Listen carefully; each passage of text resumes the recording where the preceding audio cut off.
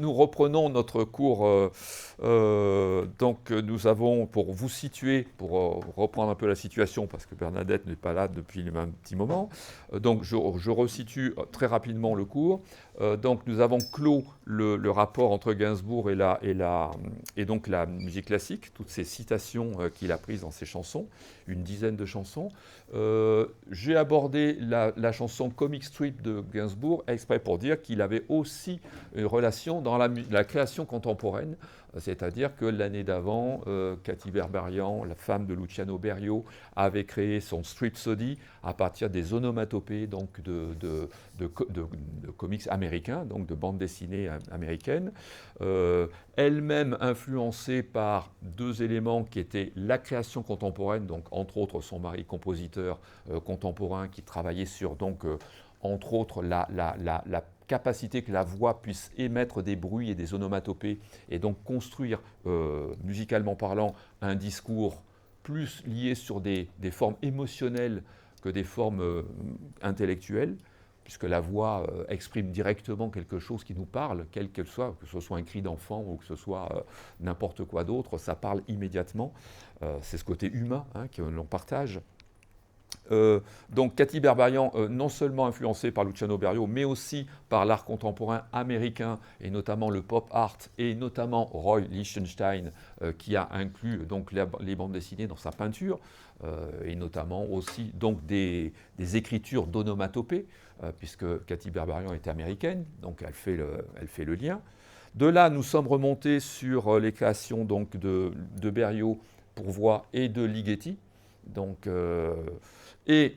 dans la même période, donc dans les années 60, j'ai ouvert le propos sur le jazz, donc sur le scat de Ella Fitzgerald, scat qui s'est transformé en plus ou moins improvisation contemporaine du côté de, j'ai cité Lorraine Newton entre autres avec le Vienna Art Orchestra, puis André Mainviel avec son rapport avec la vocal chimie, ce qu'il appelle vocal chimie, donc un mélange entre le rap, le scat, le blues, et puis donc toutes les possibilités en tout cas de la voix, jusqu'à la possibilité que la voix a à imiter un instrument à partir des mots, et donc imiter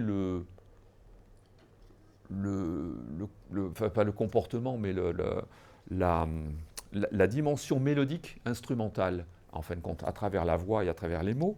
Nous sommes remontés sur les Swingle Singers et les double six, et à partir de là, je commence à remonter avec les lettristes, la poésie lettriste, donc 1945, donc Isidore Isou, entre autres, donc qui travaille sur la lettre. Bonjour Véronique. Donc, qui travaille sur la lettre. Nous sommes remontés sur les glossolalies de Antonin Artaud, donc 1943.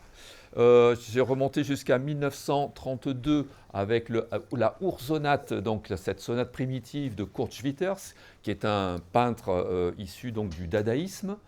Voilà, nous en sommes restés là la dernière fois, avec donc toute cette capacité d'ouverture que la voix pouvait contenir dans la création du XXe siècle.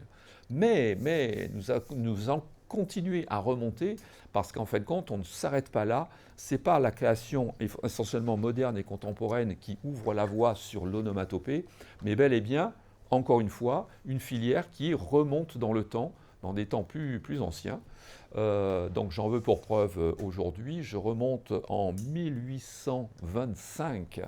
1825. Vous vous rendez compte, là on saute, c'est un siècle quasiment, un peu plus d'un siècle avant cette Ursonate de Kurt Schwitters, qui travaille vraiment sur des sons et des phonèmes très primitifs. Que s'est-il passé en 1825 ? Eh bien, c'était le 4 mai à 14h32 précisément, donc c'est comme ça, au moins autant le dire. Non, je rigole, c'est le répondant comme ça d'un coup, en disant oui, quel jour. Alors 1825, que s'est-il passé ? Eh bien, il y a quelque chose, peut-être que vous avez tous entendu, ça c'est certain, et qui s'appelle le duo des chats. Ah, vous connaissez le duo des chats. Vous connaissez exactement quel est le texte du duo des chats ? Voilà, vous avez tout dit. Donc, à partir de Miaou, il y a à peu près 3 minutes de musique qui est sans balancer. Et qui a écrit ce duo des chats? Alors, non, Ravel en 1825, il y a longtemps qu'il n'est pas encore né. Hein. Il y a longtemps qu'il n'est pas encore né. Hein. Alors, très souvent, on associe le duo des chats à Rossini, Gioacchino Rossini, hein, le grand auteur d'opéra, entre autres, hein, mais surtout d'opéra. C'est pas entièrement faux, mais c'est pas vrai non plus. En fin de compte, c'est un monsieur qui s'appelle, un Anglais qui s'appelle Robert Lucas de Pearsall, donc P-E-A-R-S-A-2-L, Pearsall, qui a emprunté dans l'opéra créé en 1816, donc de Rossini, qui a emprunté des bouts d'air de Rossini pour créer ce duo des chats. Et entre autres, vous ne connaissez pas forcément, on ne reconnaît pas Robert Lucas de Pearsall, c'est un peu... ok, mais en plus, il a pris un pseudonyme pour écrire ce duo des chats, et le pseudonyme, c'est G, la lettre G, point Berthold, donc B-E-R-T-H-O-L-D. On est compte, un pseudonyme par rapport à un nom qui n'est déjà pas très, très connu, etc., pour écrire ce duo des chats qui est devenu célèbre, chanté par plein de chanteuses lyriques et pas que, et pas que des chanteuses d'ailleurs, il y a des chanteurs, qui soient contre-ténors ou réellement avec des voix graves. Donc le miaou s'est exporté dans tous les sens et devient, en fin de compte, ce duo devient une sorte de confrontation, on va dire, entre jalousie et peut-être aussi une sorte de rivalité de comportement entre deux chanteuses la plupart du temps.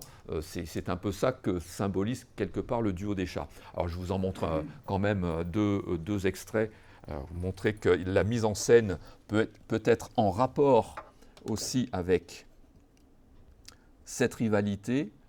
Alors on va regarder ceci, voilà, par exemple. Voilà, donc fin d'un récital, il y a les deux chanteuses qui sont là, chacune a eu son petit bouquet relatif au chant, et on entame le duo des chats. Donc de Rossini, c'est faux, hein, c'est pas de Rossini. Mais la plupart du temps, on a toujours assimilé le duo des chats à Rossini, hein, parce que c'est issu d'air hein, de Rossini. Ah. Alors il faut que j'accède. Il faut que j'accède. Il est vrai que ça s'est remis en route.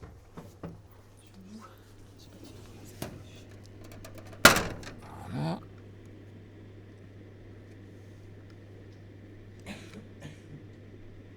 Voilà. Je pense que ça va se calmer dans un petit moment.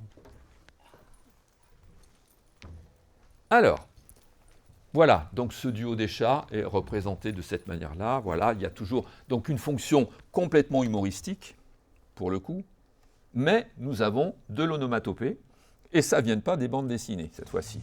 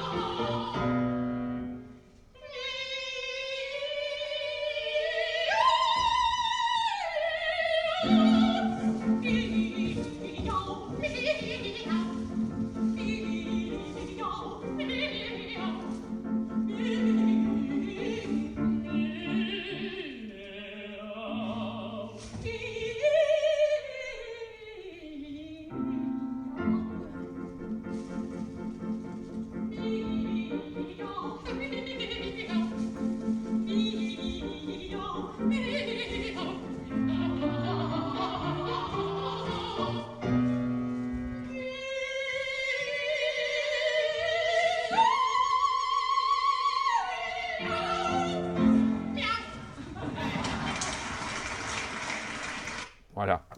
Avec un seul petit mot comme ça de miaou, vous avez plein d'expressions en fin de compte, de par le fait que le compositeur, en fin de compte, celui qui écrit des miaou, je veux dire, réinvente le miaou à chaque moment, de manière à ce que les expressions soient différentes à chaque instant. À partir de là, il peut y avoir plein de mises en scène différentes, et si vous regardez un peu sur YouTube, sur Internet, vous avez donc des tonnes de mises en scène de ce duo des chats, d'une façon ou d'une autre, mais il y a toujours ce côté quand même un peu rivalité, justement, qui est mis en avant et qui est en jeu. Donc là, avec le coup des fleurs, le coup de j'ai la plus belle voix, enfin, etc., tout va pouvoir aller dans ce sens-là. Hein. Mais vous remarquez qu'il n'y a que miao qui est le texte même du duo des chats. Donc nous sommes dans l'onomatopée absolue. Hein. Il a quand même pris les voyelles. Ah ben, certains, on ne peut pas chanter que Ah ben voilà. parce que mi, il y a le i, le a et le ou. Le voilà. miaou. Donc après ça, là, on peut faire miaou, on peut faire miaou, on peut faire miaou, etc. Et donc à partir de là, il y a plein de variations possibles sur l'allongement du mot avec la notion de vocalise. Voilà, tout se combine. Et est-ce que le compositeur a écrit des intentions dans les commentaires, comme Yevadi avait fait dans ses... Non, il n'y a pas d'intention en fin de compte, c'est juste écrit comme ça, mais le comportement même, enfin, je veux dire, l'idée même, c'est de dire, c'est comme si, en fin de compte, la première chanteuse, là, elles sont toutes les deux, donc il y en a une qui prend, c'est une mise en scène possible, mais il peut y avoir une autre possibilité, c'est que la première chanteuse chante comme si elle était seule. Et au moment où elle va chanter la deuxième phrase, c'est quelqu'un d'autre qui chante. Et à ce moment-là, il y a rivalité commence.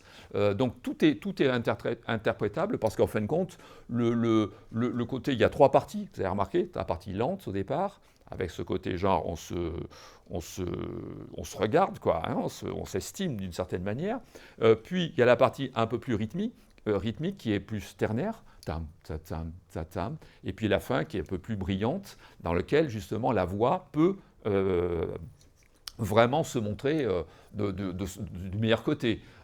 C'est pas forcément écrit comme ça. Par exemple, la fin où la chanteuse fait sa voix aiguë, par exemple, c'est pas écrit sur la partition.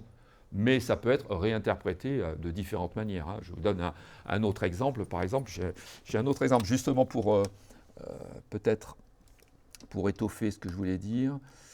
Ce que je peux avoir.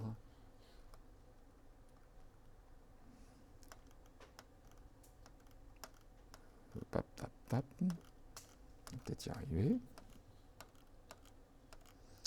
Oui, il y a une version avec Camille, la chanteuse Camille et Nathalie Dessay, par exemple, en version orchestrée en plus, donc accompagnement d'orchestre. Il y en a une qui est assez significative, c'est les deux chanteuses. Attendez, je vais le relancer pour voir s'il ne me le donne pas. Voilà, celui-là, le 4 douettes. Par exemple, là, vous allez avoir un rapport, c'est-à-dire que la première chanteuse commence, et au moment où elle va enclencher sa deuxième phrase, c'est la deuxième qui arrive. Et là, il va y avoir tout un développement, plus ou moins après, improvisé.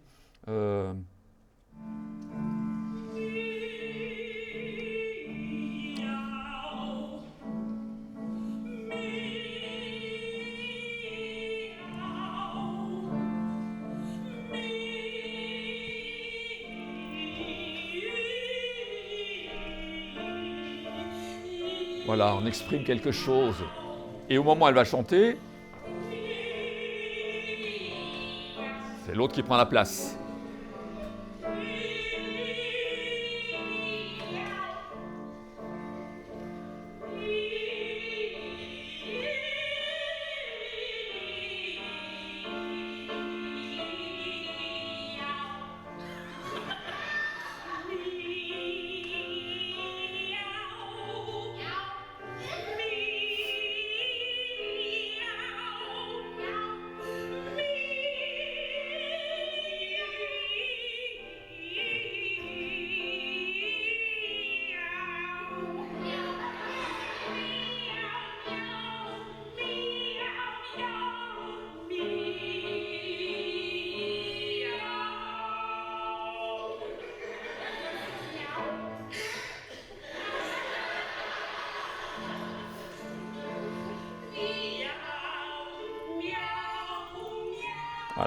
J'avance un peu vers la fin.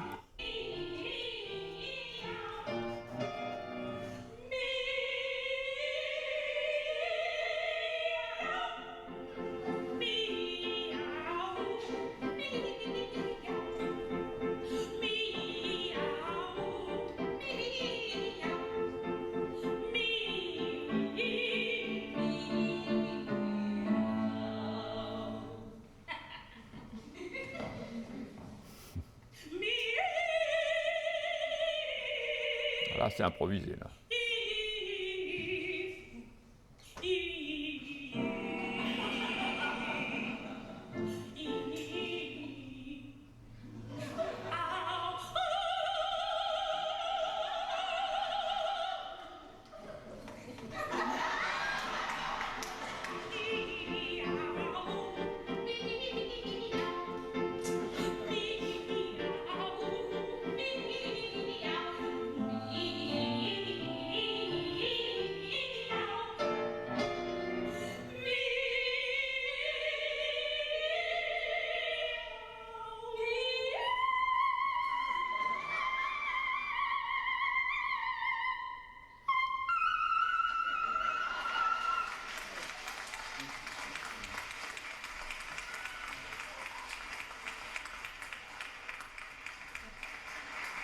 Voilà.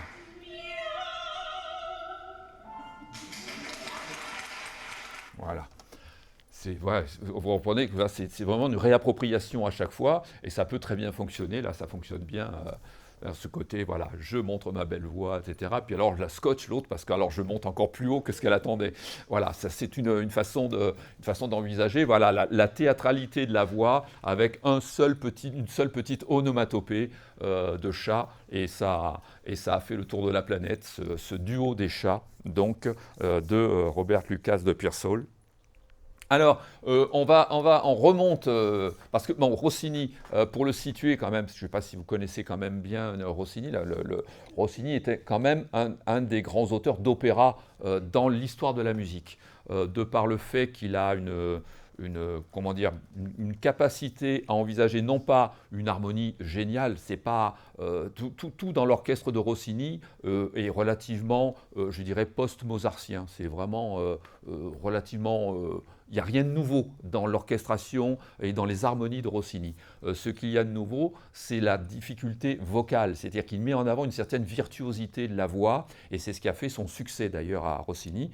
Alors pour le situer, Rossini est né en 1792, alors c'est 3 mois à peu près après la mort de Mozart.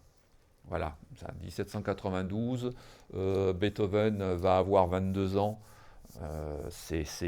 Voilà, il est dans cette période-là et il commence à écrire des opéras dans son adolescence, 14-15 ans, il commence à écrire. À 18 ans, il en a déjà écrit, alors il y a des opéras de jeunesse, bien entendu, beaucoup de choses, mais à 18 ans, il en a quasiment écrit presque 8 ou 9. Il a eu vraiment cette idée-là. Alors, son père a plusieurs fonctions, mais entre autres, il joue du corps dans une formation donc, orchestrale, et sa mère était une chanteuse, ce qui n'est même pas, c'est pas dénué de sens, tout ça. Et donc il est vraiment bercé dès son enfance par l'idée de la voix. C'est pas pour rien que Rossini il a écrit quasiment une quarantaine d'opéras. Voilà, dans sa vie. Alors, je dis une quarantaine d'opéras, il aurait pu écrire encore plus, il aurait pu en écrire encore plus, mais en 1830 à peu près, juste après son dernier opéra, qui est Guillaume Tell, il décide de s'arrêter d'écrire de l'opéra. Il va presque plus rien écrire jusqu'à 1868. C'est-à-dire qu'à la moitié de sa vie, il décide de plus composer du tout, et il va se laisser vivre, en fin de compte. Il a acquis assez de notoriété, etc. Et il va s'intéresser beaucoup plus aux plaisirs gastronomiques de la vie, entre autres, puisque le tourne-dos Rossini, que vous connaissez tous peut-être, a été élaboré en son honneur, justement par un des cuisiniers de la Tour d'Argent à Paris, puisque donc Rossini est né en Italie, mais est mort à Paris. Voilà, et vous avez sa tombe est au Père-Lachaise. Voilà, vous avez enfin c'est plus qu'une tombe. mausolée, vraiment, voilà. Et donc voilà, il va écrire quelques petites pièces quand même, hein, des pièces instrumentales, des éléments comme ça, mais bon, c'est ça, il est assez feignant quand même quelque part, et donc il ne va pas insister, il va écrire quelques pièces religieuses, hein, Stabat Mater, la petite messe solennelle, qui sont très connues, hein, mais enfin, c'est juste pour le plaisir, quoi. Il fait ça juste pour son petit entourage et pour le plaisir, mais la musique, l'opéra, c'est fini en fait, voilà. Donc tout ce qui a fait qu'il a été très très connu, il s'arrête en 1830, quoi. Il a donc 38 ans. Vous vous rendez compte, hein, et il mourra à 76 ans. Donc voilà, c'est une façon d'envisager peut-être un bon rapport qualité-prix de la vie. Vous voyez ce que je veux dire? Une sorte de dire, j'ai assez donné, maintenant j'ai plus besoin, je peux passer à autre chose. Ah oui, Rossini a eu énormément de succès, oui, ça c'est certain. Alors peut-être pas au tout début, ça a interrogé parce qu'il a fait aussi bien de l'opéra bouffe que de l'opéra seria, c'est-à-dire l'opéra bouffe dans lequel on parle et on chante, et l'opéra seria dans lequel on ne fait que chanter. Et sa virtuosité vocale vient du fait qu'il fait quand même quelque part une relation à la musique baroque, dans la virtuosité de la voix, mais d'une manière plus classique, en fin de compte, hein, ça serait il décuple la capacité vocale, que ce soit des chanteurs hommes ou femmes, hein, il décuple cette capacité vocale par l'expressivité et par une certaine, on va dire, une exploitation de l'ornement baroque, mais d'une manière classique. Voilà, si je peux le dire comme ça. Alors, qui dit influence mozartienne, dit Mozart, je remonte donc en 1787, Mozart écrit un opéra qui se nomme La Flûte enchantée. Seul opéra d'ailleurs qu'il écrit en allemand. Hein, il parle la langue allemande, hein, Mozart, un autrichien, il parle la langue allemande, et c'est le seul opéra qu'il écrit en allemand parce que de toute façon il était de bon ton à l'époque d'écrire les opéras en italien. Parce que l'Italie a cette priorité sur l'opéra. Vous savez que c'est l'Italie qui invente l'opéra. Hein, avant Monteverdi, je vous avais parlé de Jacopo Peri et de Emilio De Cavalieri, etc., qui sont les premiers créateurs d'opéra, et donc qui viennent vraiment d'Italie. Donc il est de bon ton d'écrire en italien, donc tous les opéras de Mozart, Così fan tutte, le mariage de Figaro, le Don Giovanni, etc., sont écrits donc en italien, sauf la flûte enchantée. Et dans la flûte enchantée, il y a un duo, alors qui n'est pas un duo des chats, mais sur lequel Mozart va jouer sur les mots, sur justement ça devient presque une onomatopée, puisqu'il y a le duo entre Papageno et Papagena qui se rencontrent, et par leur timidité se présentent d'une certaine manière en travaillant sur la première syllabe de leur prénom, comme ça. Le pa, pa, pa, pa. Pa, pa, pa, pa, pa, pa, pa, pa, pa, pa. Donc on a un côté, quelque part, une exploitation d'onomatopée dans la voix qui est tout à fait significative. Alors c'est un duo relativement court, mais très humoristique, quelque part. Alors, je vais mettre Mozart, duo, et on va mettre Papagena, donc extrait de La Flûte enchantée. Alors, je vais prendre lequel on va prendre celui-là. Voilà.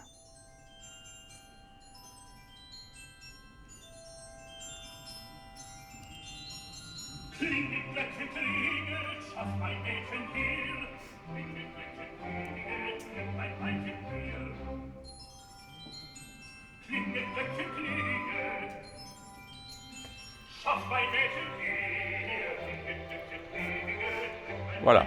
Faites venir ma petite femme. Elle arrive.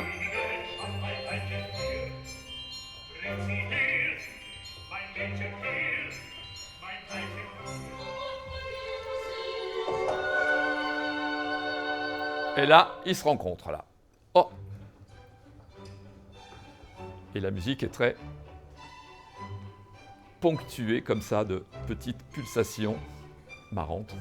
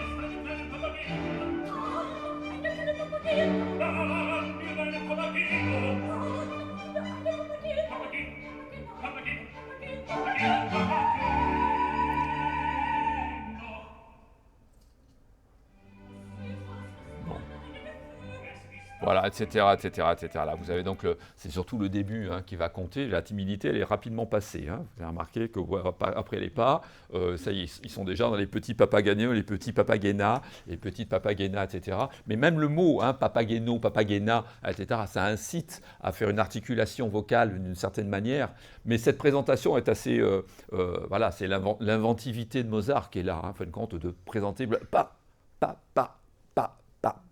comme si on était un petit peu coincé comme ça pour se présenter ensemble. Voilà,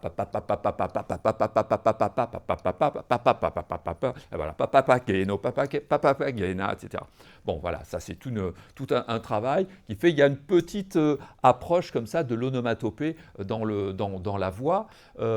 Mais il y a autre chose, ça nous ramène encore avant, si on remonte encore un petit peu avant, en 1691, vous avez, alors je ne vais pas revenir dessus, et peut-être parce qu'on l'a déjà travaillé, on l'a déjà écouté, et vous avez déjà eu dans le premier trimestre hein, de cette année, c'est vous remontez à le roi Arthur de Purcell et à ce fameux air du froid, dans lequel les mots sont gelés.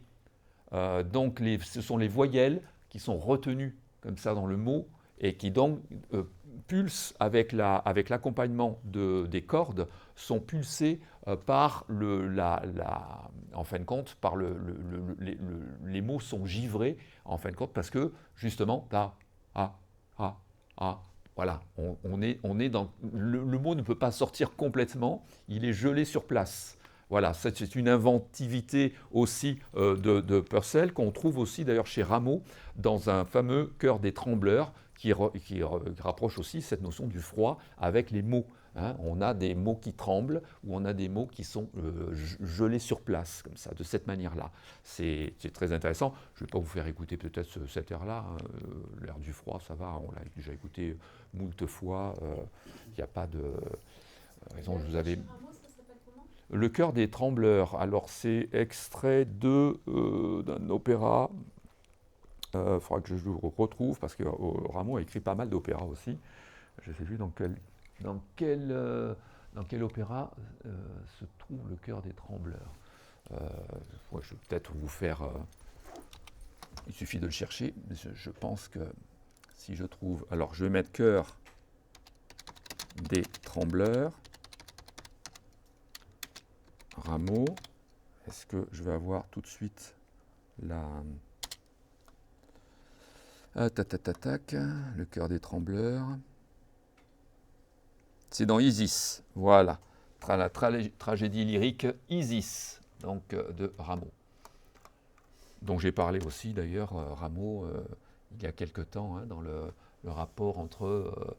ce qui a été écrit dans la musique baroque et qu'on retrouve dans le contemporain, dans la postmodernité, en tout cas fin du XXe siècle et XXIe siècle. Voilà. Pour en revenir à... Il y a quelque chose, parce que je l'ai constaté que très, très, très récemment, je vous avais montré que l'air du froid de Purcell avait été repris de différentes manières à partir des années 1980. Il y a eu Klaus Nomi, il y a plein de personnalités, plus ou moins détournées, plus ou moins bien chantées, etc. Et je vous avais montré aussi que les harmonies étaient aussi reprises, par exemple, dans le film de Peter Greenaway qui s'appelait « Le cuisinier, le voleur, sa femme et son amant ». Vous avez les harmonies de Purcell qui sont reprises dans l'orchestration de Michael Nyman pour le film. Hein. Je vous rappelle juste ça parce que je vais vous montrer quelque chose, peut-être que soit vous l'avez constaté, soit vous ne l'avez pas encore regardé, etc. Mais en fin de compte, je l'ai constaté il n'y a pas longtemps, il y a 15 jours, hein, parce que je n'avais jamais regardé cet élément-là. Je vous fais juste réécouter ceci. Alors, le cuisinier, le voleur, sa femme et son amant, musique, voilà, tchac.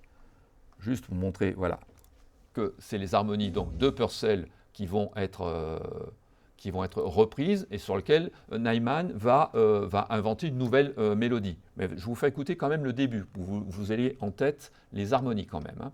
Et donc, vous allez voir alors elles sont pulsées d'une autre manière, beaucoup plus scandées, hein, ça vient plus ou moins du rock, et voilà ce que ça donne.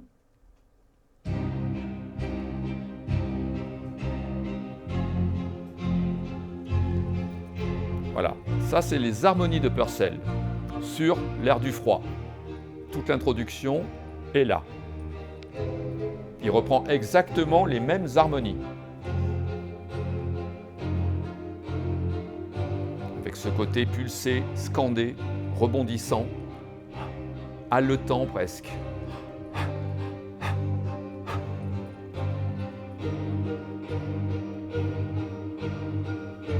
Voilà, écoutez bien ces harmonies, vous les avez en tête.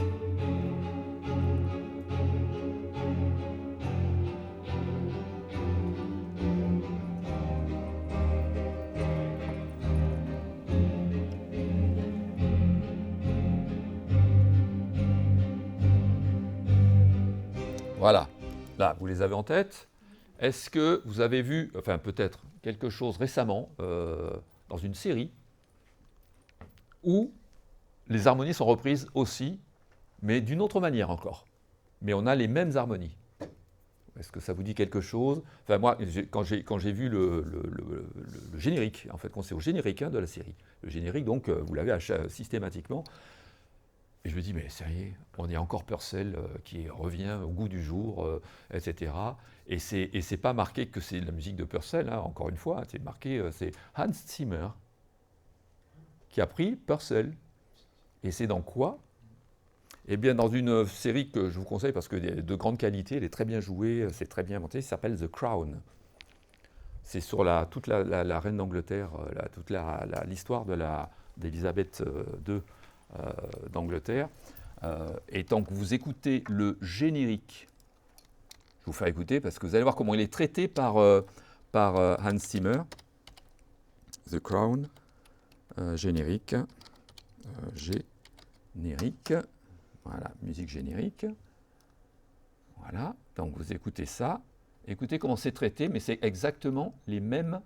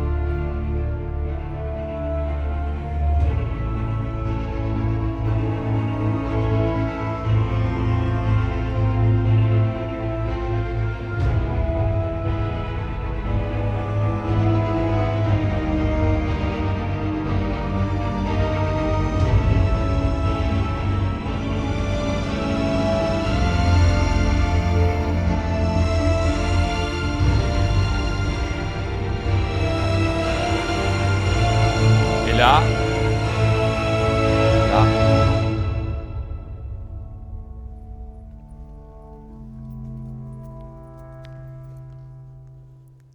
voilà. Voilà. Etc. Et là, on rentre dans chaque épisode avec cette rupture. C'est-à-dire, on n'a pas la fin, en fin de compte, de la musique. On n'a pas le dernier accord, hein, qui reprend le cycle. Mais vous avez exactement les mêmes harmonies. Alors, traité à la Hans Zimmer, c'est-à-dire le son est très, très travaillé. Vous avez une approche toujours en accumulation progressive des instruments qui rentrent les uns après les autres, avec une suspension au départ. Les 4 premiers accords sont suspensifs. On entend juste des sonorités. Et puis, d'un coup, on rentre progressivement dans une rythmique, hein, assez lancinante et tout ça. Et The Crown, étant donné que c'est la reine d'Angleterre et le rapport à Purcell, etc., bon, vous avez tout de suite, encore une fois, une connexion anglo-anglaise, quoi. Hein, là, il a indiqué qu'il a fait que le thème. Hein. Oui, oui, il a fait le thème, mais il supervise après toute la musique quand même. Hein. Il y a une supervision de la musique sur l'ensemble de la série. Et il y a des passages dans le peu que j'ai repéré, c'est-à-dire quand il y a de la musique et tout ça, je dis, ah oui, ben ça c'est la sonorité d'un Hans Zimmer. Même si la musique, par exemple, peut être composée par quelqu'un qui est, vous savez que Hans Zimmer, enfin j'en parlerai lors d'une conférence, la prochaine c'est autour de Aronofsky, là, le 20 février, là c'est l'affiche que vous avez là, mais quand je parlerai d'Hans Zimmer, j'amènerai le fait qu'en fin de compte, il a une boîte de production maintenant, c'est pratiquement plus lui qui écrit quoi que ce soit. Il a, comme les architectes, vous voyez, il a 30, 40, 50 compositeurs sous la main. Chacun propose des trucs, il regarde, tac, tac, il dit, bon, ça, on va prendre, et on va en faire ça, ça, ça, ça, ça. Je veux dire qu'il choisit exactement maintenant dans quelle direction il faut aller, etc., avec sa patte à lui, cette façon d'orchestrer, cette façon de voir les choses, et en rappelant quand même qu'Hans Zimmer n'a jamais fait d'études musicales. Hein. Voilà. Puisqu'il a dû apprendre 2 heures de cours de piano quand il avait 5 ans enfant, et puis il s'est arrêté parce que ça ne lui convenait absolument pas. Donc, vous voyez, comme quoi, le paradoxe de la vie aussi, on peut arriver à quelque chose qui en fin de compte, qui va transcender le milieu du cinéma, parce que Hans Zimmer a transcendé le milieu du cinéma, par une attitude musicale très différente de ce qu'on entendait jusqu'à présent. Donc, c'est ça que je vais un petit peu développer dans ma conférence, c'est-à-dire comment il a transcendé cette idée du cinéma par le biais de la technologie. Ça c'est sûr, parce que ce n'est pas lui qui écrit une note, hein, c'est pas lui qui va le faire. Hein. Par contre, il fait orchestrer, après il délègue. Mais maintenant, il ne délègue plus, maintenant il fait créer par d'autres, donc il y a plein de compositeurs possibles qu'il supervise. Voilà, c'est sa manière maintenant de faire. Enfin voilà, ce côté Élisabeth d'Angleterre, le rapport à Purcell et donc à la reine Marie, etc., Marie Stuart, donc fin du XVIIe siècle et tout ça est repris en compte et on est vraiment on surfe vraiment sur la musique typiquement anglaise avec cette harmonie très purcellienne justement. Voilà, donc ça c'était la petite parenthèse sur l'ère du froid qui est aussi quelque part une façon de retravailler les mots en insistant sur la sonorité du mot et non plus sur la signification essentiellement du mot. Puisque quand on entend des mots donc, qui sont figés dans la pulsation. Alors, nous remontons encore le fil du temps, et on va arriver à la France du début du XVIe siècle. Alors, qui sont les compositeurs français du début du XVIe siècle, et donc nés au XVe siècle? Alors, oui, c'est un peu compliqué de répondre d'un coup. Qui est né en 1485? Nos ancêtres.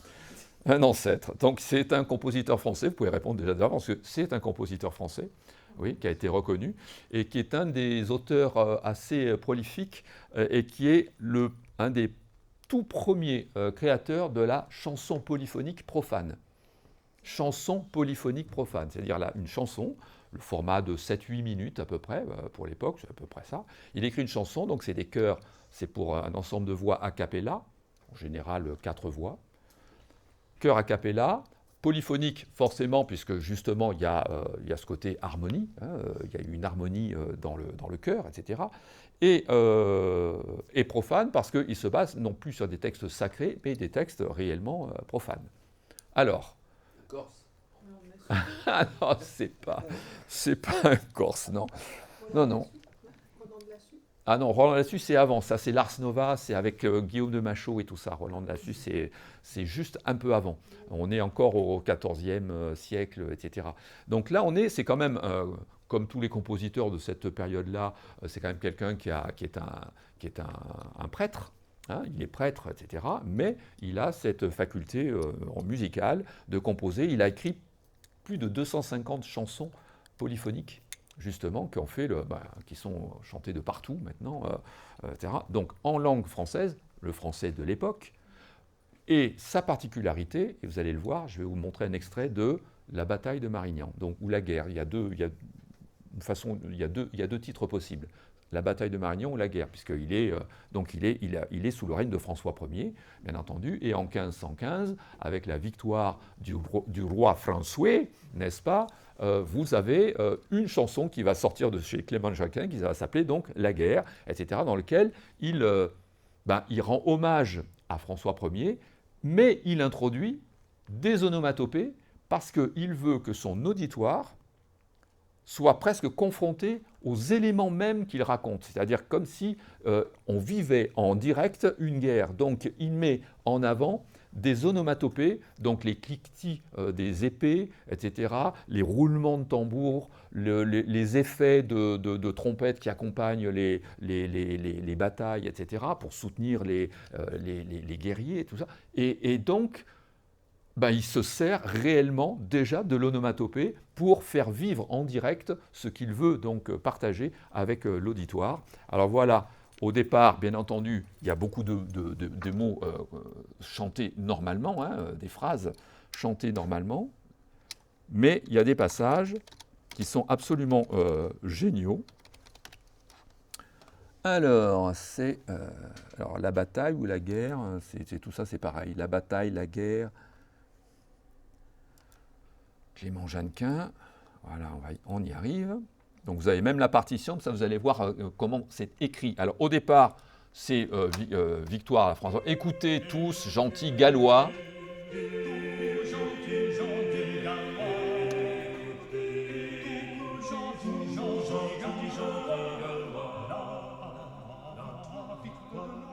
La victoire du noble roi François.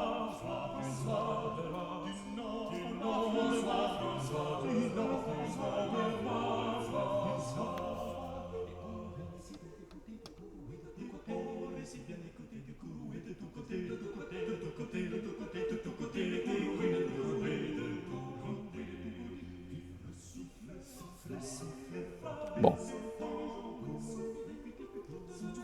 Alors, je vais un peu plus loin, parce que là, c'est encore des mots normaux.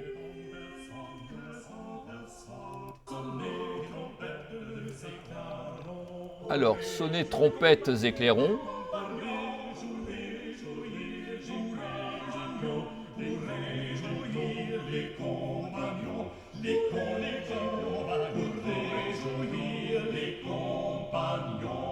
Voilà les trompettes qui commencent à chanter, regardez.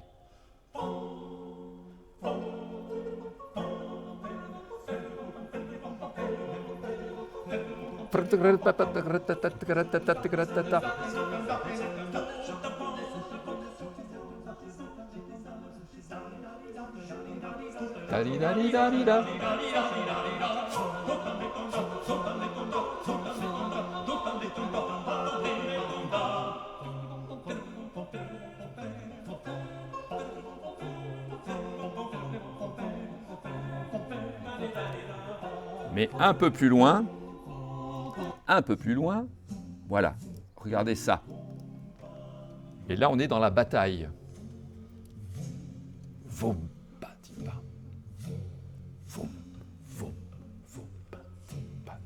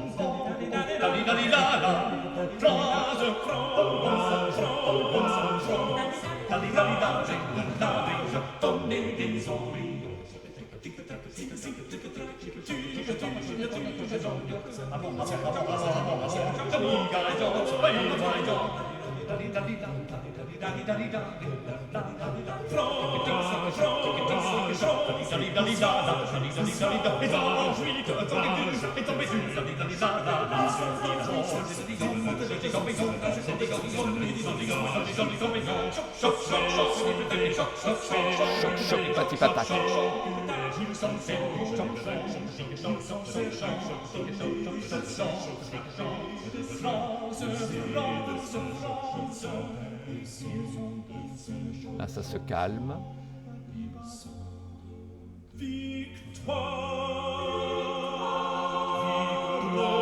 Voilà. Voilà, et là on finit sur la victoire. En fin de compte, c'est une musique complètement descriptive. C'est étonnant. On est au début du XVIe siècle.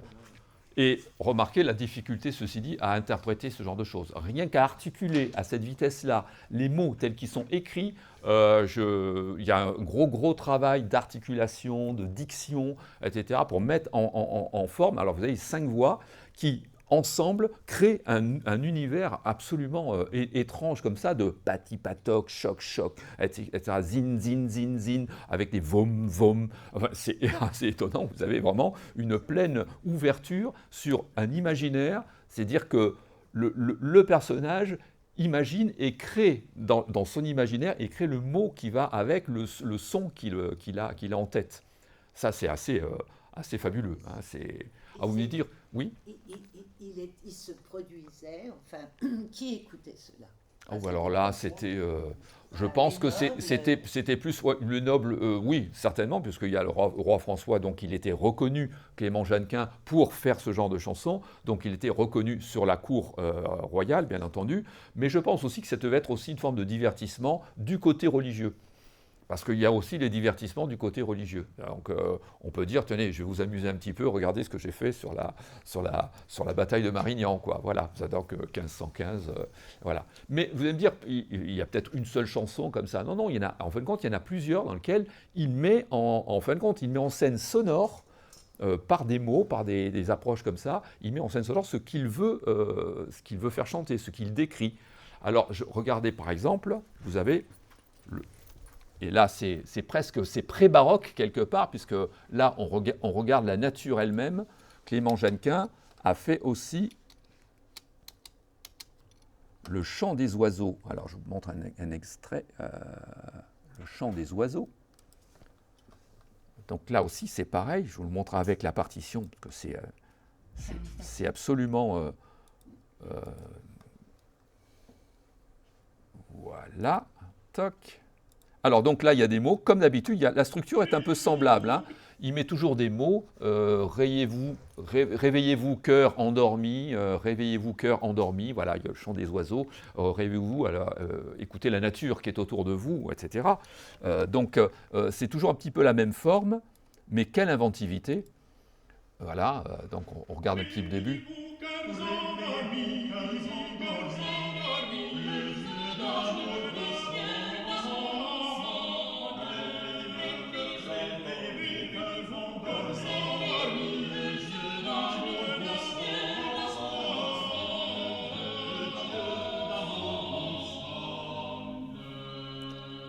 Alors, je vais un peu plus loin maintenant.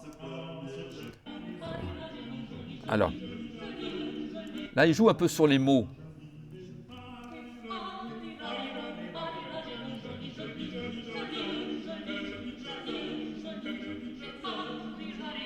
Bon, là, c'est une première approche de mots travaillés dans le son. Je vais un peu plus loin. Encore un peu plus loin.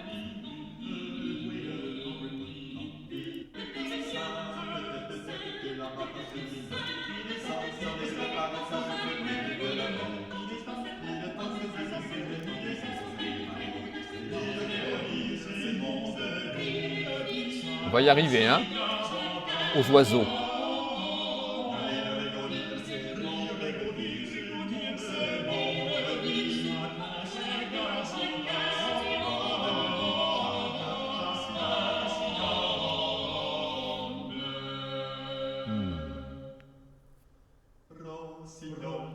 Alors, il lance les mots, le rossignol, la voix résonne.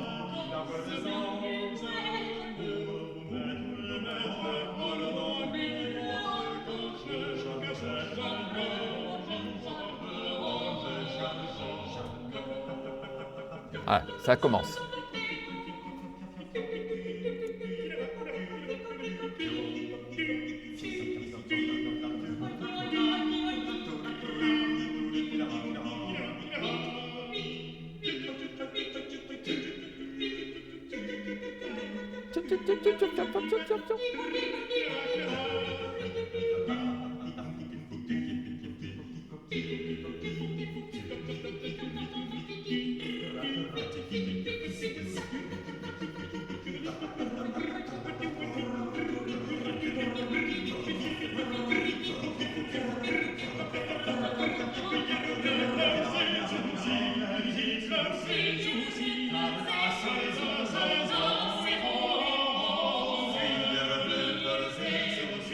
là on revient les mots.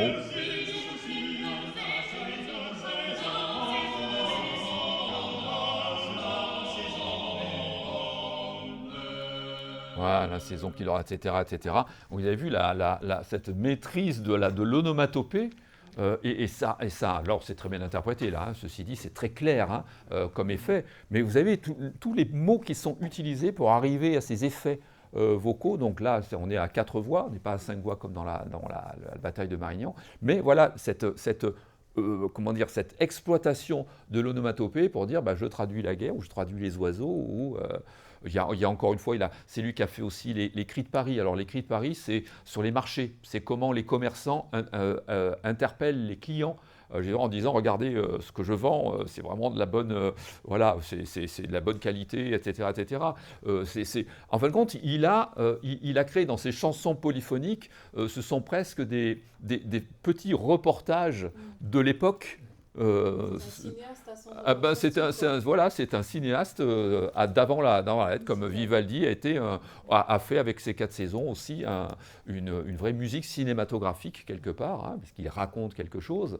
Mais là, c'est avec les mots. Hein. Là, encore une fois, je remonte rien que sur la possibilité d'utiliser les mots comme onomatopée. Ah ouais, là, on est donc au tout début du XVIe siècle. Et c'est assez c'est magistral. C'est vraiment... Et alors, c'est un gros travail hein, au niveau des chœurs, ceux qui sont dans des chœurs, etc. Le jour où on vous dira, on va aborder du Clément Jeannequin, il va y avoir du travail, hein, beaucoup de travail et d'articulation, de mise en place rythmique et tout ça, parce que même si c'est écrit simplement, hein, il n'y a pas de rythme très complexe, c'est souvent assez rapide, et l'articulation même des mots est difficile à assumer, parce que... Mais vous voyez d'où vient un peu aussi...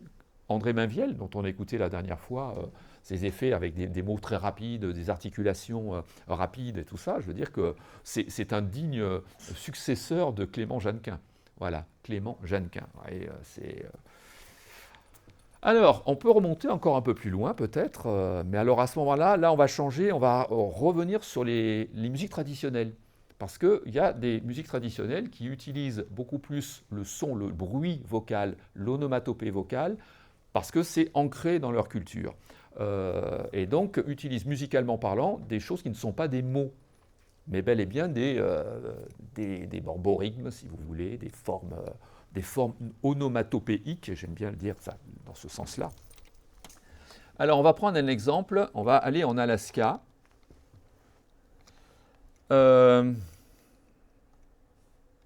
Avec les Inuits. Je ne sais pas si vous connaissez les throat song, donc les chants de gorge Inuit. Je vais vous donner un exemple tout à fait significatif. Voilà. Ouais, donc les chants de gorge qui sont faits par des femmes. Donc essentiellement des femmes, donc les Inuits, donc peuple esquimau si vous voulez, les Esquimaux d'Alaska, etc. Ils ont donc une façon d'envisager une sorte de joute verbale qui est très rythmique, qui est très pulsée quelque part et qui est fait essentiellement d'effets vocaux qui viennent de la gorge. Donc voilà ce que ça donne, et de la respiration bien entendu, hein, la gorge et la notion de respiration. Donc les throat singing. Et là, vous avez donc 2 femmes face à face. Vous allez voir ce que ça donne. Donc, c'est Cathy Koknok et Jeannette Agiukak. Bon, j'avance un petit peu.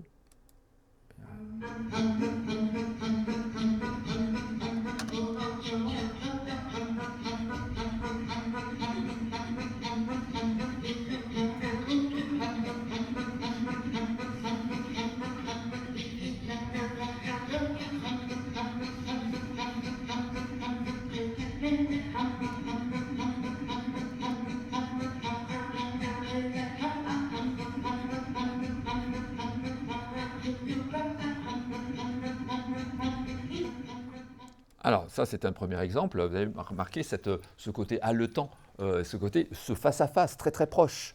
hein, pour créer cette espèce de son, cette dynamique, ce côté justement soutenu, et en même temps, c'est du bruit. Et même si on entend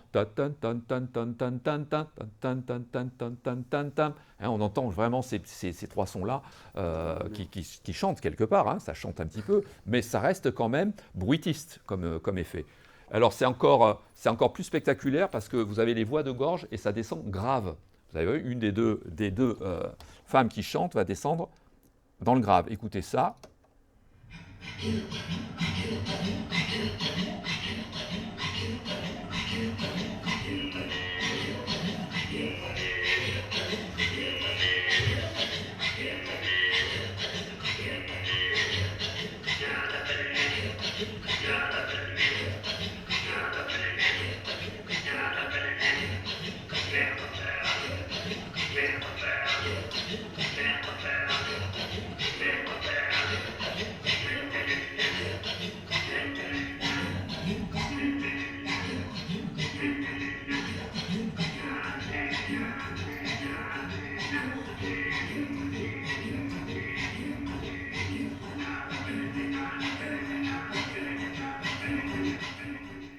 C'est intéressant, hein? C'est quand même assez spectaculaire, hein, tout ça. Hein. Donc voilà, vous avez un bon extrait de ce que sont les throat songs des Inuits. Et qui dit qu'on peut travailler donc, sur l'onomatopée, sur des sons vocaux, hein, qui expriment autre chose que des mots. On peut remonter aussi du côté de l'Inde, et notamment avec le travail de l'appropriation de la gestion des percussions à la voix. C'est-à-dire comment les Indiens, d'abord les percussionnistes indiens, les joueurs de tablas par exemple, travaillent tout avec les din, ta, da, do, etc. Ils ont tous les sons des tablas dans la voix et ils travaillent tous les rythmes au niveau de la voix. Sauf qu'il y a aussi une école en Inde, justement, où on travaille essentiellement le rythme à la voix. Et cette école-là, ça s'appelle le style de musique s'appelle le Konakol. K-O-2-N-A-K-O-L. Et là, c'est très, très spectaculaire parce que là, vous avez à la fois, vous allez voir, hein, vous avez un duo. Donc, chacun travaille sur sa rythmique à partir d'une pulsation qu'il cède, il cède à la main au niveau de la pulsation. Ils ont un certain tempo qui est donné. Et à partir de là, ils lancent le rythme au niveau de la voix. Alors, vous dites, bon, c'est peut-être très improvisé, mais quand ils le font ensemble à deux, ça devient d'une spectaculaire absolue, et c'est absolument phénoménal. Voilà, un extrait de Konakol, donc je vais mettre Konakol. Alors, on va chercher celui-là, parce que c'est vraiment absolument...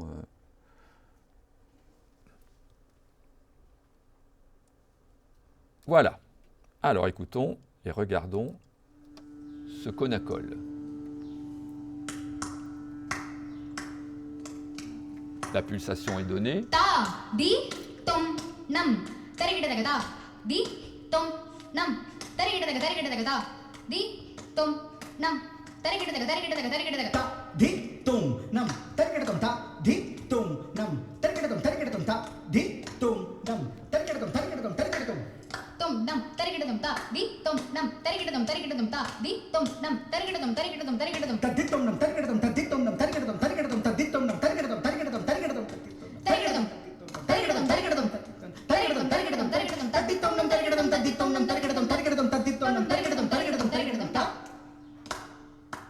அப்பன்னி அம்மை நீ அயனும் நீ அன்புடைய மாமனும் மாமியும் நீ ஒப்புடைய மாதரும் உன் பொருளும் நீ ஒரு குலமும் சுற்றமும் மோரூரும் நீ துய்ப்பண்ணமும் மெய்ப்பண்ணமும் தோற்றுவாய் நீ துணையாய் என் நெஞ்சம் துறவிப்பாய் நீ இப்பன் நீ இம்மை நீ இம்முத்தும் நீ இறைவன் நீ ஏறுந்த செல்வனும் நீ ஏறுந்த செல்வனும் நீ ஏறுந்த செல்வனும் நீ தாங்க தரிகிட தரிகிட தரிகிட தரிகிட தரிகிட தரிகிட தரிகிட தரிகிட தரிகிட தன் தாங்க தரிகிட தரிகிட தரிகிட தரிகிட தரிகிட தரிகிட தரிகிட தரிகிட தன் தாங்க தரிகிட தரிகிட தரிகிட தரிகிட தரிகிட தரிகிட தரிகிட தரிகிட தரிகிட தரிகிட ಗುರು ಪುರಂದರ ದಾಸರೇ ನಿಮ್ಮ ಚರಣ ಕಮಲವ ನಂಬಿದೆ ಗರ್ವರಹಿತನ ಮಾಡಿ ಎನ್ನನು ಪೊರೆವ ಭಾರವು ನಿಮ್ಮದೇ ಧಿಮ್ ನಕ್ಕಡತಕತ ಧಿಮ್ಮಿ ಧಿಮ್ಮಿ ನಮ್ ಕಡತಕತ ಧಿಮ್ಮಿ ನಮ್ ಕಡತಕತ ಧಿಮ್ಮಿ ಧಿಮ್ ಕಡತಕತ ಧಿಮ್ಮಿ ಧಿನ್ ನಕ್ಕಡತಕತ ದಿನ್ ನಕ್ಕಡತಕ ಧಿಮ್ ದಿನ್ ನಕ್ಕಡತಕತ ಧಿಮ್ಮಿ ಧಿಮ್ಮಿ ನಕ್ಕಡತಕತ dhimmi nankadakata dhimmi dhinkadakata dhimmi dhinnakadakata dhinnakadakata dhim nankadakata dhimmi dhimmi nankadakata dhim nankadakata dhimmi dhinkadakata dhimmi dhinnakadakata dhinnakadakata dhim dhim nankadakata dhimmi nankadakata dhimmi dhinnakadakata dhim nankadakata dhimmi nankadakata dhimmi dhinnakadakata dhim nankadakata dhimmi nankadakata dhimmi dhinnakadakata nankadakata dhinnakadakata nankadakata dhinnakadakata nankadakata dhinnakadakata dhinnakadakata dhinnakadakata dhinnakadakata Dinakadakata, dinakadakata, dinakadakata, dinakadakata,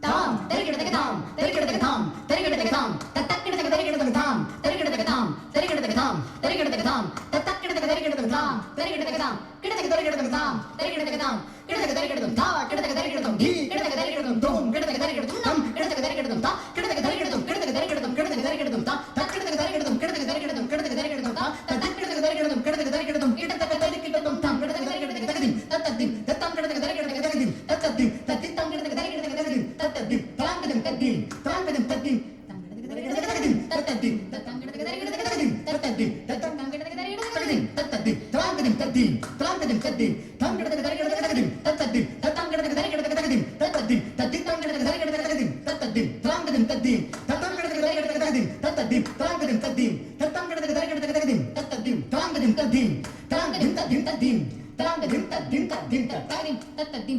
tatadim, tatadim, Etc. C'est assez fascinant. Je suppose que voilà. La fin, quand même, hein. Si la fin. La fin, il y a un Ah ben petit- alors oui, si on peut aller jusqu'à la fin. Je vous laisse.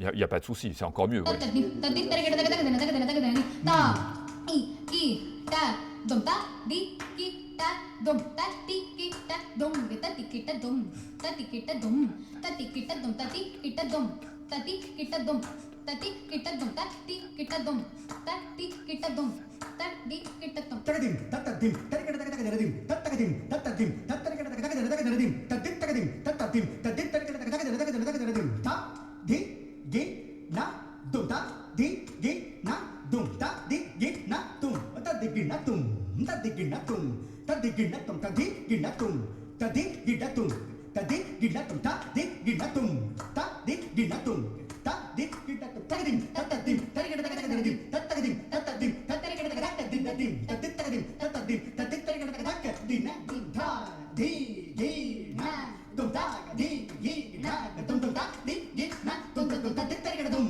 tadim tarikadadum tadim tarikadadum tadim tarikadadum tadim tarikadadum tadim tarikadadum tadim tarikadadum tadim tarikadadum tadim tarikadadum ta takadam takadam takadam takadinatam takadinatam takadinatam takadinatam takadinatam.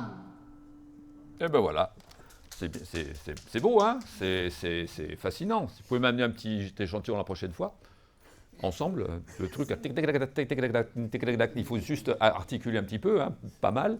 Mais c'est surtout, vous avez remarqué que la pulsation ne bouge pas et on est sur un rythme à 7 temps.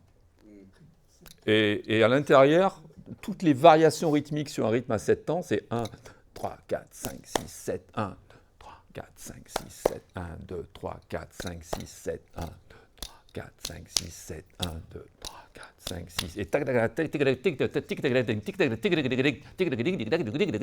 bon, etc. Bon, ça, je le fais très très mal, mais ceci dit, voilà un travail vraiment profond d'appropriation percussive au niveau de la voix. Ça, c'est absolument génial. Donc ça vient de l'Inde, et vous remarquez donc la complexité rythmique du travail de la musique de l'Inde. Hein, ceci dit, hein, voilà, hein, il y a une base quand même assez phénoménale. Et remarquez qu'ils font ça avec une certaine détente et avec le sourire. C'est tout comme si c'était tout à fait normal de se regarder de temps en temps. On le fait ensemble, c'est fabuleux. Mais voilà, tout est vraiment magistral. Hein, il y a un travail. Et ce n'est pas écrit. C'est ça qui est fabuleux, c'est que la musique de l'Inde n'est pas écrite. Elle est juste, voilà, c'est une tradition orale. Mais une tradition orale qui met des années et des années à s'acquérir. Hein. C'est pas du tout évident. A priori, pour un musicien indien, au-delà du konakol, hein, musicien indien, que ce soit sitar ou que ce soit tablas, etc., c'est à peu près 20 ans d'apprentissage. 20 ans, auprès d'un maître et en tradition orale. C'est-à-dire que vous retenez tout. Vous retenez tout et la capacité après de pouvoir improviser. à partir des éléments qui sont tous déterminés. Parce que chaque rythme, on va dire, chaque figure rythmique a un nom en Inde. Et c'est pour ça que quand l'Inde a influencé tout le courant qui est revenu vers l'ouest, en fin de compte, repasser par la Mésopotamie pour arriver à la Méditerranée, à la Turquie, pour arriver à la Grèce antique. Et la Grèce antique a repris aussi les données, c'est-à-dire de la poésie, la rythmique de la poésie grecque. Chaque nom et chaque petite formule rythmique a un nom chez les Grecs. Alors pour les noms les plus simples, c'est le iambe, le trochet, l'anapeste, le dactyle, le molosse, le spondé, etc. Qui sont des petits rythmes. Et à partir de là, si on associe les rythmes entre eux, le iambe, c'est par exemple une brève, une longue. Tam, pam. Voilà. Le contraire, c'est le trochet. Pam, pam, pam, pam, pam, pam, pam. Après, l'anapeste, c'est plutôt... l'anapeste, c'est tam, tam, tam. Deux brèves, une longue. Le dactyle, c'est une longue, deux brèves. Voilà, le spondé, c'est deux notes longues. Le molosse, c'est trois notes longues, etc., etc. Donc après, vous pouvez avoir, par exemple, un triambe anapestique. Voilà. Et à partir de là, vous avez des centaines de rythmes possibles. Mais ça, tout ça, c'est l'influence même de la rythmique indienne. Je le dis, mais je l'ai peut-être dit, par exemple, il y a un mot, parce que je n'ai pas le nom des rythmes indiens en tête, mais il y en a un qui me revient quand même, parce que Olivier Messiaen, compositeur du XXe siècle, justement catholique, ornithologue et très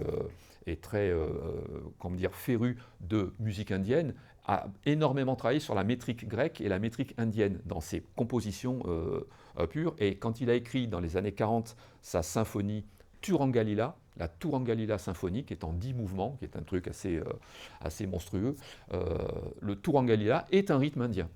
C'est un des noms de rythme indien. Voilà, comme ça vous le...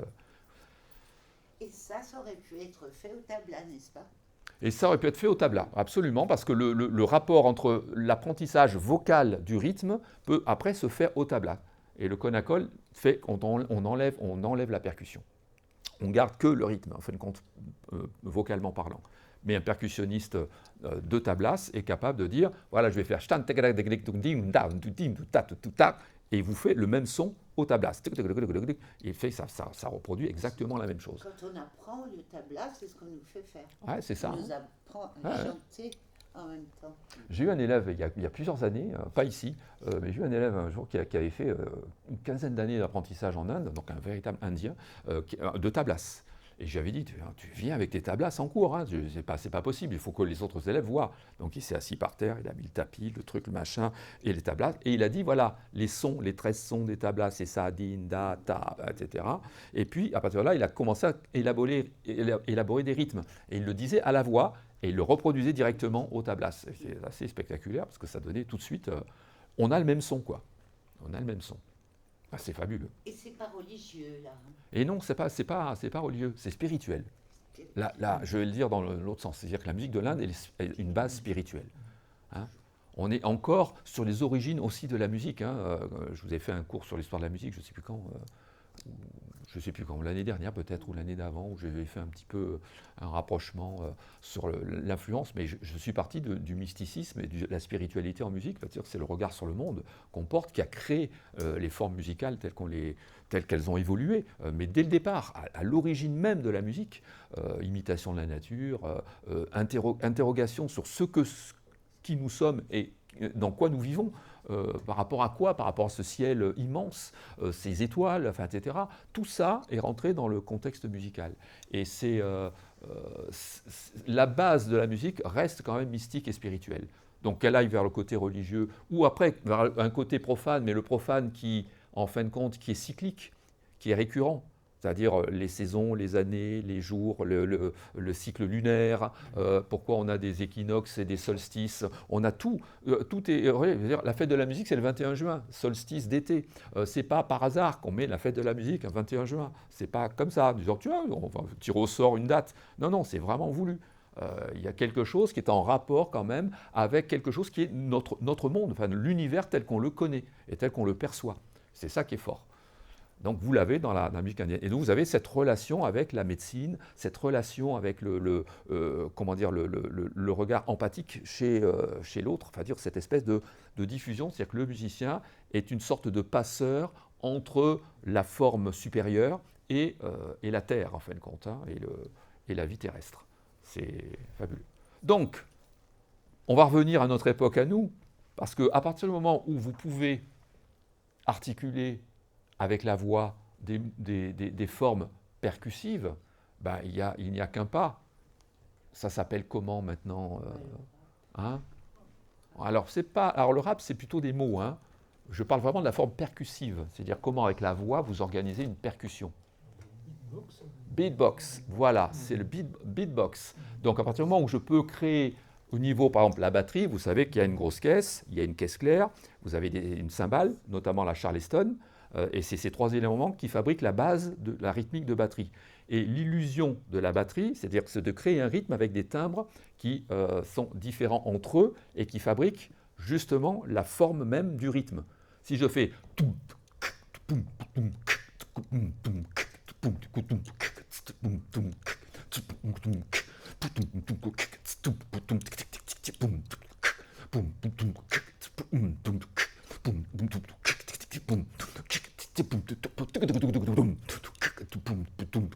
voilà, j'organise avec les mots quelque chose qui prend un sens. Vous dites tout de suite, ah, je sais où est la pulsation, je sais comment la métrique se passe, etc. Mais il y a des gens qui sont allés encore plus loin dans l'organisation de la voix. Et je vais vous faire écouter un jeune asiatique. Alors, je vais mettre beatbox.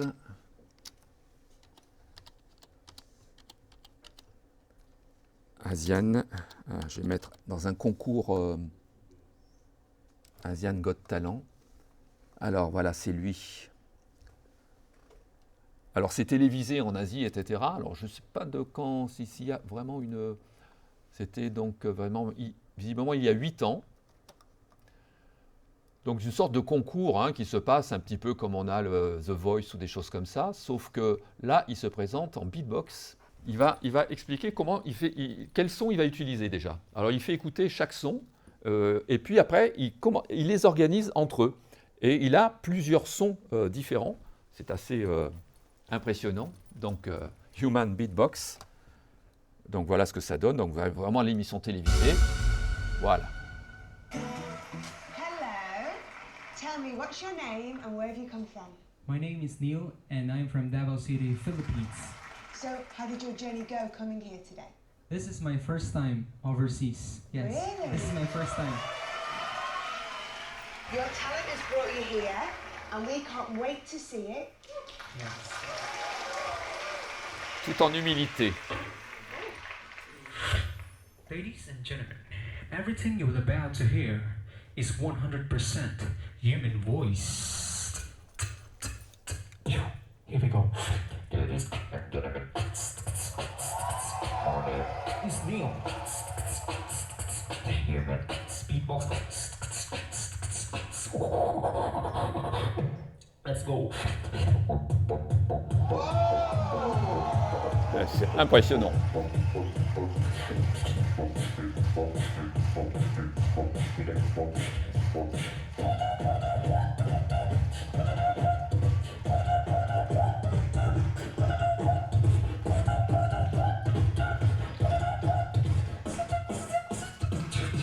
Get low.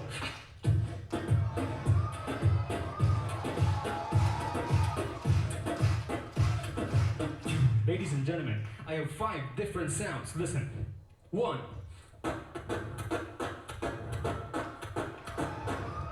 2. 3. 4. And 5. 5 sounds all together. Would you like to hear that?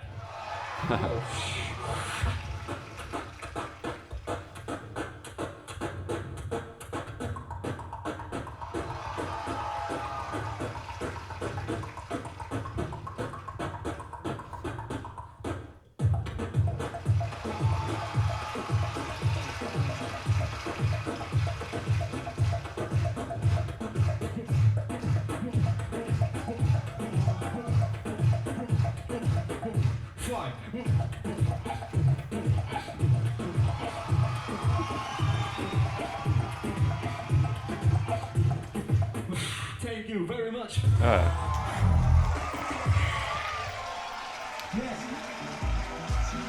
Voilà ce qu'on peut arriver à faire avec la voix. Vous voyez, quand c'est bien travaillé et que vous avez une structuration, parce qu'il faut une structuration mentale très forte, pour savoir à quel moment vous placez vos sons, pour arriver à quelque chose de cohérent, simple, c'est à 4 temps, mais c'est cohérent au niveau du son.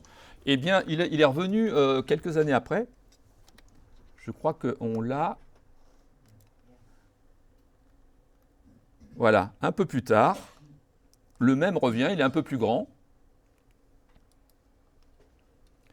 Et il en rajoute une couche. Il a un peu travaillé entre-temps, n'est-ce pas? Donc on le retrouve. On dit, tiens, il a grandi, le petit. Ça va arriver. Et donc il en rajoute encore une fois. Il fait quelque chose d'encore légèrement plus spectaculaire encore.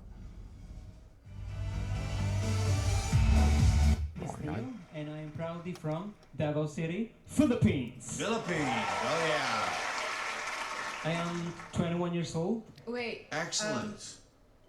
You look familiar. Have we? Did you used to date him? Ben oui, il est déjà venu. Way too young for me. We've met last season. Really? Human beatbox. Yes! Yes! How has your life changed since you were on last season? Many doors of opportunities has opened for me. I built our own home for my family. Wow! Good for you. Take it away, Neil. Good luck. Alors.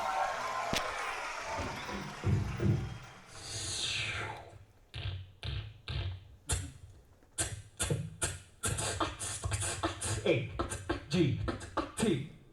I'm back.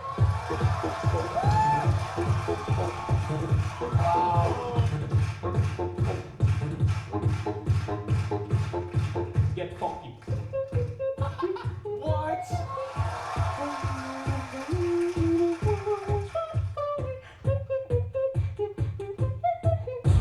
Ladies and gentlemen, I'll give you 6 new different sounds. 6 même. Are you ready to do this? Yeah! All right, here we go.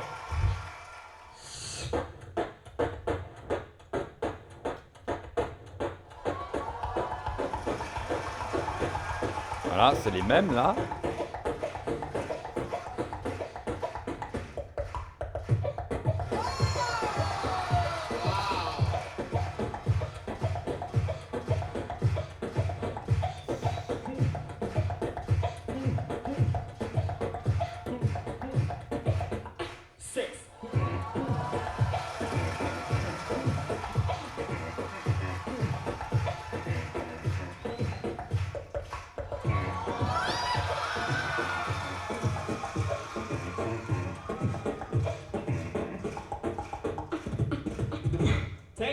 Thank you. Voilà. Thank you so much. Voilà, impressionnant, n'est-ce pas? Voilà.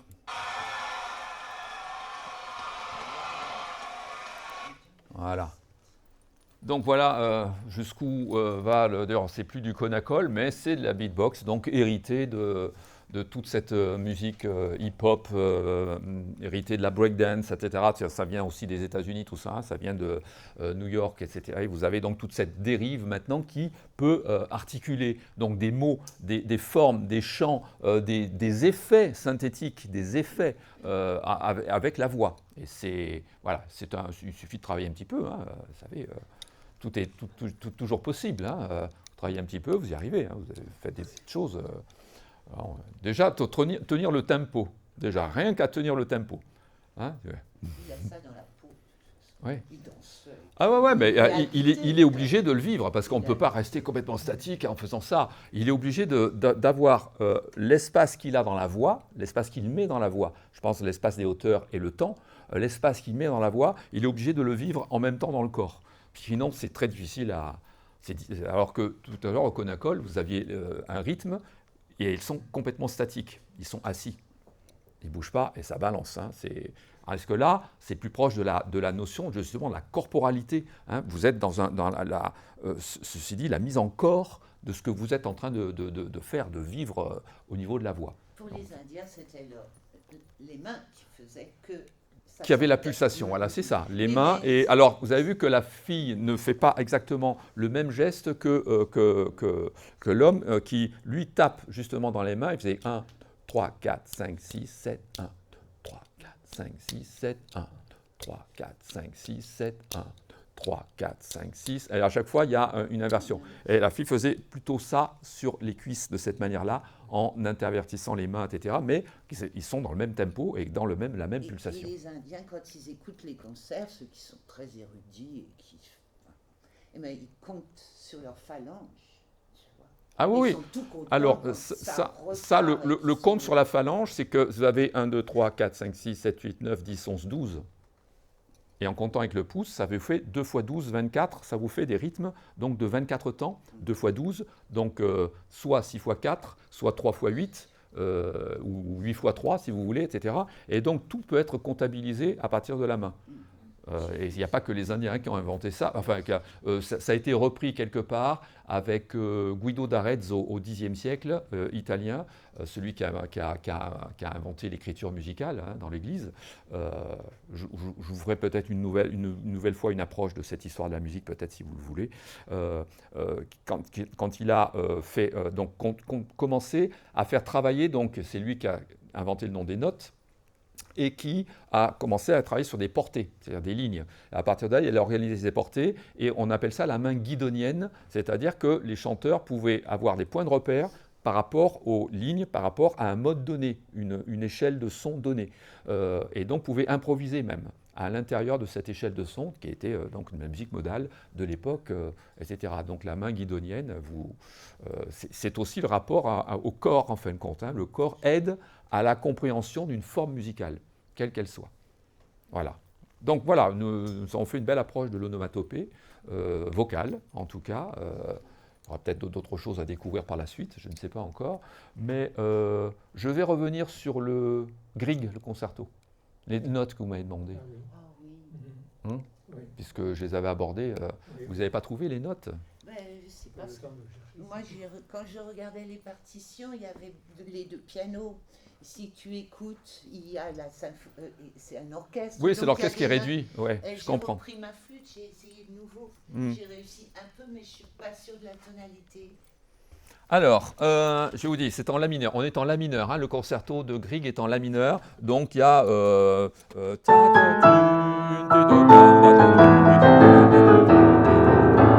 puis après, il y a... Ça, c'est toute l'introduction. Et puis après... Et là, le thème commence avec...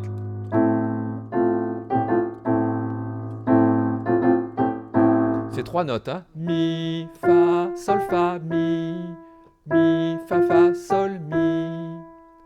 C'est juste ces trois notes-là pour commencer. Reprenez.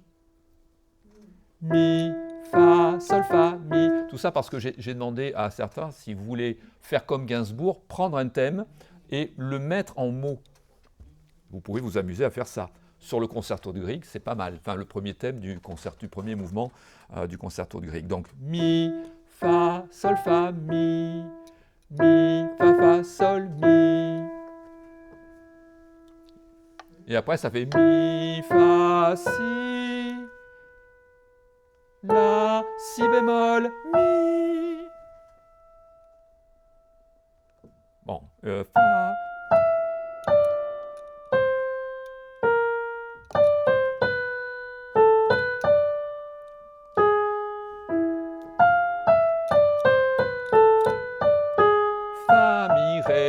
Si, la, si, ré, sol, dièse. C'est-à-dire on arrive sur la sensible de la mineure. Donc mi, fa, si, la, si, mi, fa, mi, ré, do, si, la, si, ré, sol, do, si, la, si, ré, sol, dièse. J'ai pas la dernière.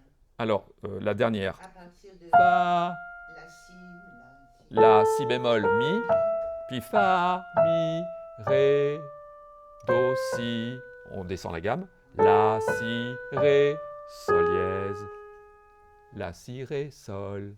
Voilà. Avec ça, vous pouvez arriver à faire quelque chose quand même. La première, c'est Mi, fa, sol, fa, mi.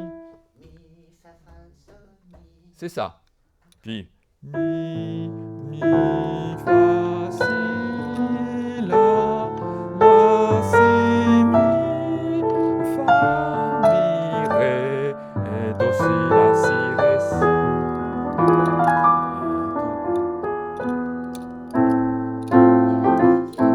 Non, il n'y a pas de do dièse. Il y a un sol dièse. Le sol dièse. Fa, mi, ré, do, si, la, si, ré, sol. Voilà. Donc, vous pouvez vous amuser à chercher des mots, c'est ça. Vous réécoutez éventuellement, et puis vous essayez de recréer avec le rythme aussi. Le rythme, parce que là, vous avez noté les notes, mais le rythme, il faut l'avoir un petit peu en tête quand même pour créer comment dire, ce qu'on appelle la prosodie, c'est-à-dire la prosodie avec les accents justes des mots qui tombent vraiment bien sur le temps et qui n'accentuent pas les choses à l'envers, quoi. Voilà, les éléments rythmiques à l'envers. Commençons, hein. Pour les... Ah ben après, vous mettez les mots que vous voulez. Hein. Je ne vous demande pas de... Vous ne cherchez pas à imiter Gainsbourg. Déjà, vous imitez vous-même, c'est déjà pas mal. Hein, ça... Voilà. Bon, pour aujourd'hui, vous avez... Donc, on clôt le rapport aux onomatopées. Et à partir de la prochaine fois, je vais voir dans quoi on va s'embarquer. Je voudrais continuer à faire des rapprochements entre musique classique et éventuellement musique du XXe siècle. Mais je vais voir dans quel sens. Qu'est-ce que je peux vous trouver? Et les Tibétains? Alors, les Tibétains, c'est encore... c'est pas vraiment de l'onomatopée, c'est de la... Enfin, ils recherchent de la vibration, c'est le hum. Le hum tibétain, c'est le rapport à la vibration du monde, c'est la vibration de l'univers. Et donc, la musique tibétaine, aussi chaotique soit-elle pour un Européen, par exemple, vous écoutez la musique tibétaine, vous dites, oh là là, mais c'est un peu, ça part dans n'importe quoi, le son, il n'est pas très clair, etc. En fin de compte, ils agissent et ils travaillent sur la notion de l'intensité vibratoire. Donc les hautbois tibétains, les grandes trompes longues des temples, etc., ou le hum, la voix qui est reliée aussi à la notion donc, de résonance de l'univers, on y est encore, et qui va faire rentrer les prières aussi, avec ce côté toujours un peu lancinant, répétitif, hein, donc des prières tibétaines, ça reste quand même, pour moi, c'est pas de l'onomatopée, mais bel et bien une sorte de vibration résonante de l'univers qu'ils traduisent. Avec les harmoniques, parce éventuellement. Quand ils ont les bruits de gorge, oui. Ça fait vraiment les harmoniques. Ah ben bien sûr. Et quand on chante le home, oui. Si on a la bouche fermée comme ça, on ne peut pas faire les harmoniques. Alors, je vais vous montrer quelque chose qui n'est pas forcément tibétain, mais je ne lui ai pas fait écouter dans ce cours-là les chants, justement, les chants mongols. Si j'ai fait écouter une fois. Hein. Réécoutez, parce que pour moi, c'est pas, en fin de compte, c'est pas de l'onomatopée. Hein. C'est une forme de travail de la voix. Alors, soit vous avez le travail sur les harmoniques, hein, aigus ou pas, mais le chant mongol, voilà. Je vais vous montrer deux choses hein, pour terminer. C'est très bien aussi qu'on l'aborde. Alors, harmonique vocale.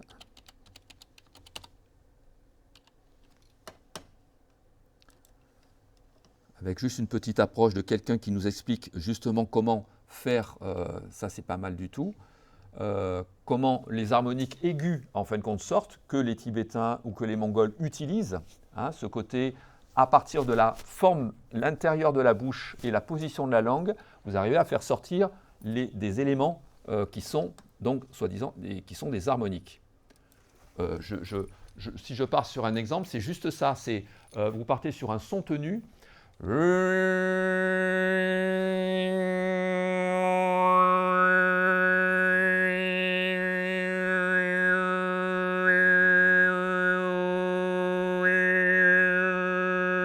entend les sons aigus qui se déplacent. En fin de compte, c'est les harmoniques naturelles du son. Ce que Pythagore a découvert au VIe siècle avant Jésus-Christ. Hein, c'est comme ça qu'il a créé la gamme, en partant du cycle des quintes, en fin de compte. Voilà, il y a tout cet élément-là. Et les harmoniques, maintenant, peuvent être très subtiles. Hein. Alors, écoutez, voilà ce qu'elle explique. J'espère que vous avez écouté tout, mais je voudrais avoir quelques exemples. Hello, I am Anna Maria, and I'm an overtone singer, and I'm going to tell you something about polyphonic singing today. overtone singing is a voice. Voilà.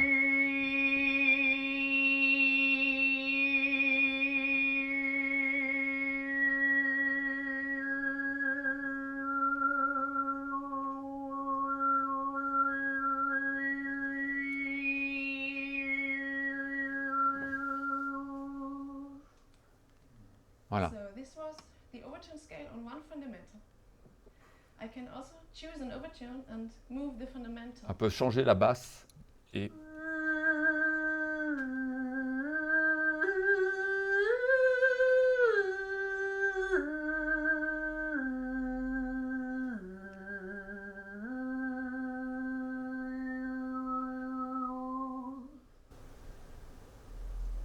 So I can choose a fundamental and have the overtone scale, or I choose an overtone and have the undertone scale. If I want to sing a special melody and there are melody notes that don't fit to the overtone scale from one fundamental, then I need to find another fundamental to sing this note. And for that there are often different possibilities, and I choose this fundamental that fits harmonically best with the melody line. And for polyphonic singing there are different possibilities to build scales and to move notes. So I can move the overtone with the fundamental in parallel.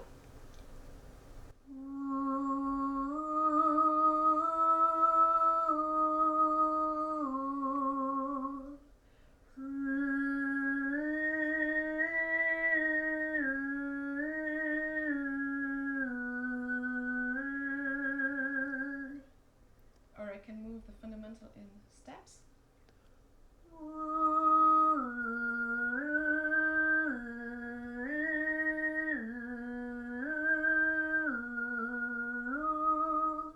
Or in smaller steps.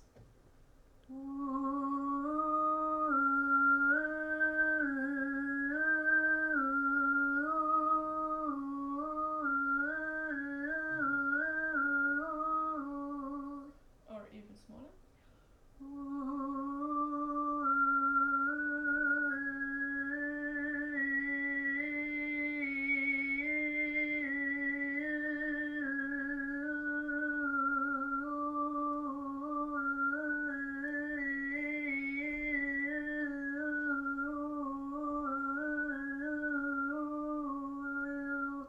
voilà. C'est une maîtrise énormément. Hein.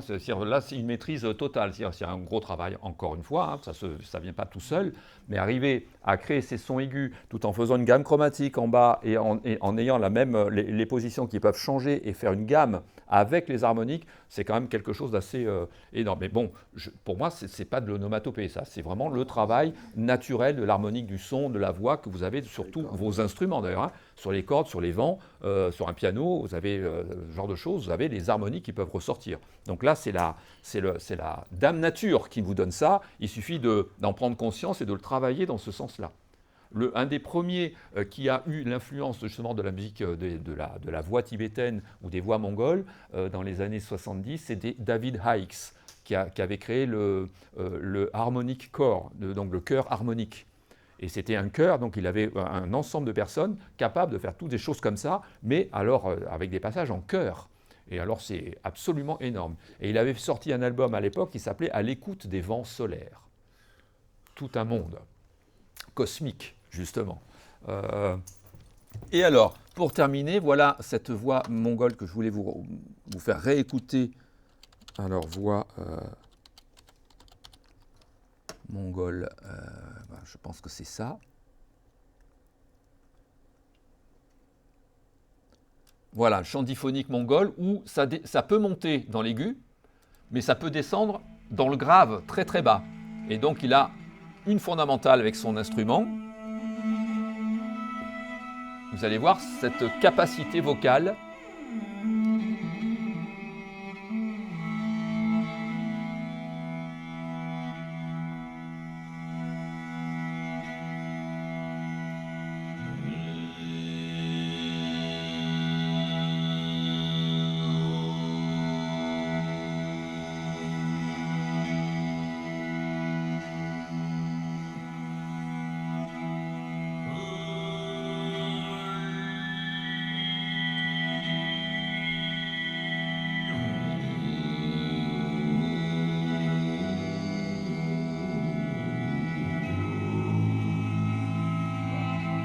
impressionnant.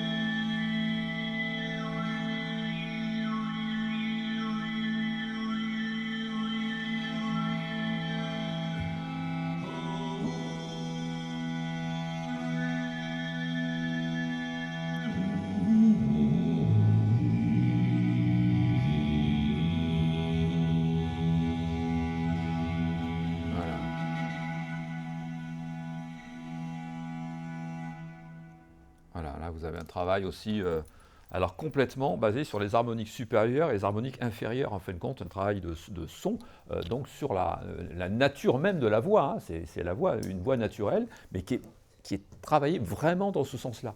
Et c'est très, très impressionnant parce que vous avez 5 octaves dans la voix, là. Mais c'est plus les mêmes techniques, forcément. Parce que là, c'est extrêmement puissant. Et ouais. C'est vraiment... ouais. Je vais regarder et écouter ça. Et il y a un gros travail sur l'air, sur la colonne d'air. Ah bah là, largement. Parce que largement. Les cordes vocales, c'est comme ça, c'est ça qui vibre en oui. quelque sorte. Donc, et il faut ouvrir, en fin de compte, ouvrir à l'intérieur, c'est ça. C'est vraiment pas évident. Vous avez ce son qui rentre à l'intérieur de la gorge. La gorge s'ouvre de l'intérieur. C'est très difficile de... Ce qui fait vibrer la corde vocale, c'est le passage de l'air. Ouais. Donc pour arriver à avoir un son, grave, il faut qu'il y ait une grosse latitude entre deux cordes vocales. Autrement, on a une voix classique, c'est resserré, etc. C'est pour ça que les aigus, c'est difficile aussi, parce que c'est beaucoup de puissance d'air avec des cordes vocales qui sont très, très, très proches. Et là, ça dépasse l'entendement, je trouve. Ah bah oui, c'est... Alors, ce qui va, c'est qu'il passe, il a une voix de ténor. Il a une voix de ténor un peu naturelle, comme ça, et puis tout d'un coup, il passe dans les suraigus, et puis il passe dans les infragraves, en l'espace de quelques secondes. C'est-à-dire, voilà, et ça, c'est une maîtrise absolue, là. Là, vous avez quelque chose qui sont assez impressionnantes. Ah oui, c'est difficile d'obtenir les graves. Hein,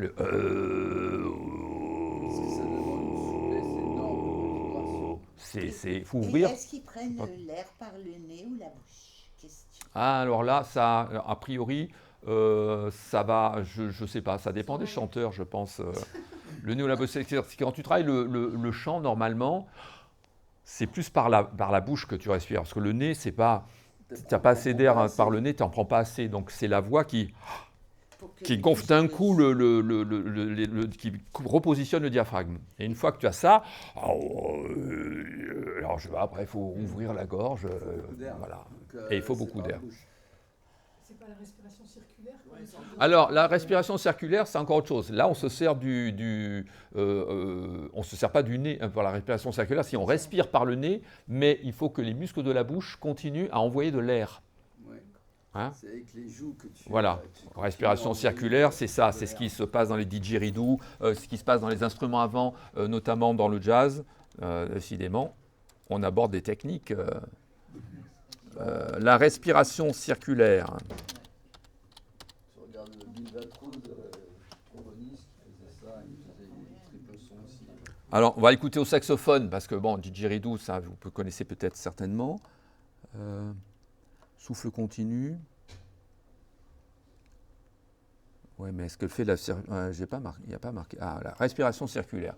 En fin de compte, voilà, s'il y a un petit exemple relativement... Salut à tous, bienvenue dans cette nouvelle vidéo. Aujourd'hui, je vais vous parler de la respiration circulaire.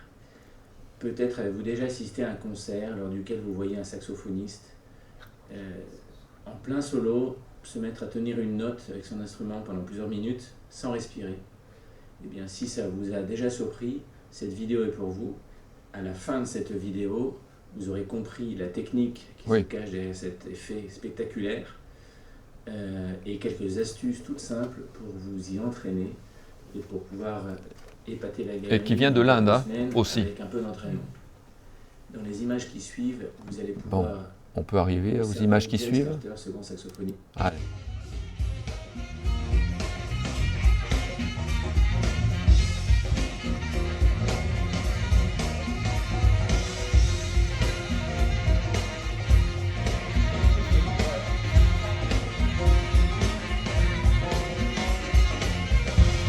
Je vous invite aussi à vous inscrire à ma chaîne si ce n'est pas déjà fait. Ah, il fait son business là. Bon, et après, L'air sort naturellement. Oui. Je voudrais qu'on avance. La respiration numéro 1, c'est un souffle normal et après vous venez gonfler vos joues. Et après, il faut appuyer avec les joues. Cette phase dure à peu près 1 seconde, c'est donc assez rapide. Et elle est assez délicate parce qu'en fait, il faut qu'en gonflant vos joues, vous mainteniez une pression d'air suffisante pour continuer à faire vibrer l'anche et émettre un son d'une qualité égale. Hein, donc c'est une des difficultés de cette technique, et qu'il faut que vous entraîniez à ce que votre son ne change pas alors que vous, quelque part, vous gonflez vos joues, ce qui n'est pas un phénomène naturel quand on joue un instrument. Donc il faut que vous arriviez à maintenir la note sans qu'il y ait d'inflexion sur le son, tout en gonflant vos joues. La phase 3 est la plus délicate à comprendre et à maîtriser. Et parce qu'en fait, elle consiste en deux mouvements concomitants. Le premier, c'est, dans la phase précédente, vous aviez gonflé vos joues, vous avez constitué une réserve d'air, vous avez les joues gonflées comme ça. La phase 3 va consister à expulser l'air de vos joues en exerçant une pression sur les muscles de vos joues. Donc l'air doit sortir dans le bec du saxo en continuant à faire vibrer l'anche de la même façon, avec la même pression que lorsque vous respiriez dans la phase précédente, vous souffliez avec vos poumons. Donc ça c'est quelque chose d'assez délicat. Donc expulser l'air des joues. Et en même temps, vous allez inspirer par le nez pour reprendre votre respiration d'une certaine façon, pour re-remplir vos poumons en même temps que vous soufflez l'air de vos joues. Donc ça, voilà. C'est quelque chose qui Alors, c'est bien, mais je voudrais qu'on écoute quand même quelque chose qui le fait. Voilà, peut-être que c'est mieux en regardant le musicien en train de faire quelque chose. C'est bien l'explication, hein, parce que c'est les muscles des joues quand ils expulsent, et il faut maintenir le son. C'est la plus grande difficulté, c'est d'avoir un son constant, et ça, c'est pas évident du tout. Donc là, on va voir un trompettiste qui va le faire.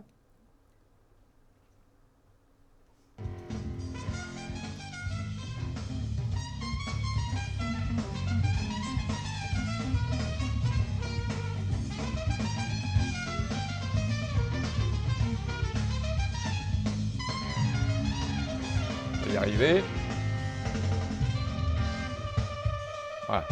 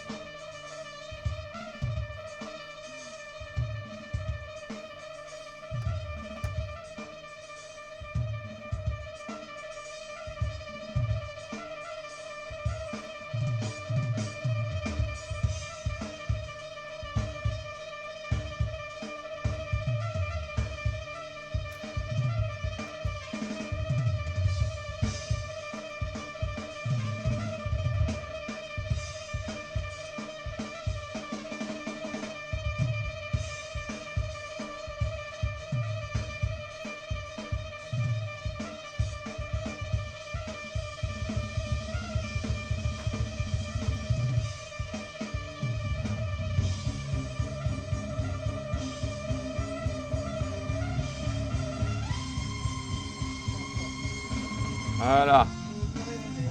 On a étouffé, hein. Vous avez pas, non, vous n'êtes pas au bord de l'asphyxie là, parce que quand vous écoutez ce genre de choses, vous dites bon, il y a une technique peut-être, mais quand vous écoutez le son, vous dites mais c'est vous qui perdez votre respiration, hein, c'est ça. Hein. Eh bien, c'est la même technique pour les Australiens. Donc, quand ils ont les techniques avec le didgeridoo, donc cette grande écorce d'arbre taillée, c'est exactement la même chose. C'est la respiration circulaire.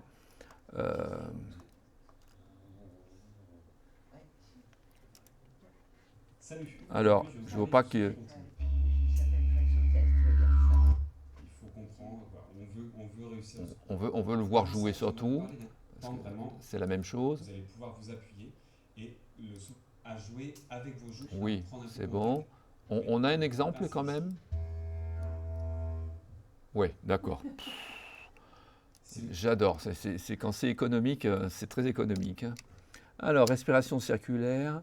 Didgeridoo, voilà, on va le regarder avec quelqu'un qui en joue.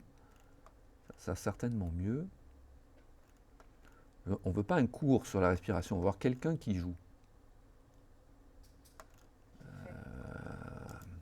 Est-ce qu'on le voit, les deux, ça, côte à côte, face à face, je veux dire.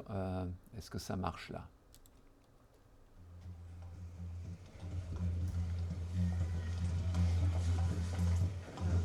Oui, il y a un reportage, il s'installe, j'attends de voir.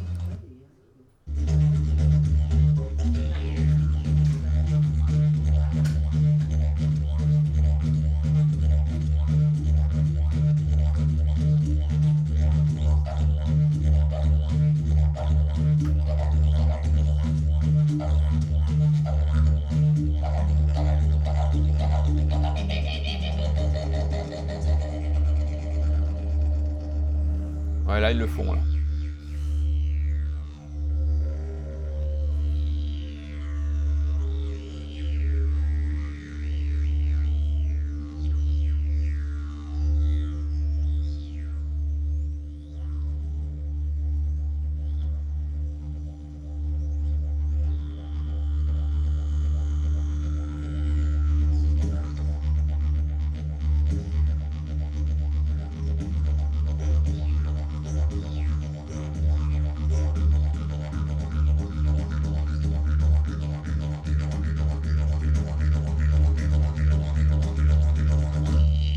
Voilà.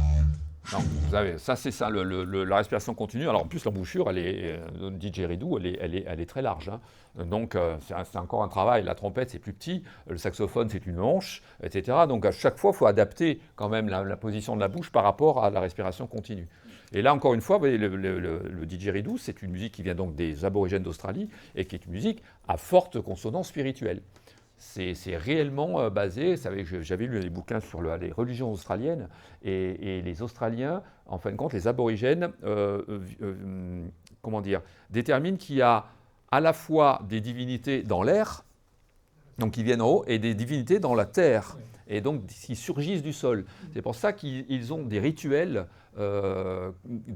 qui sont dans des espaces très précis de leurs origines.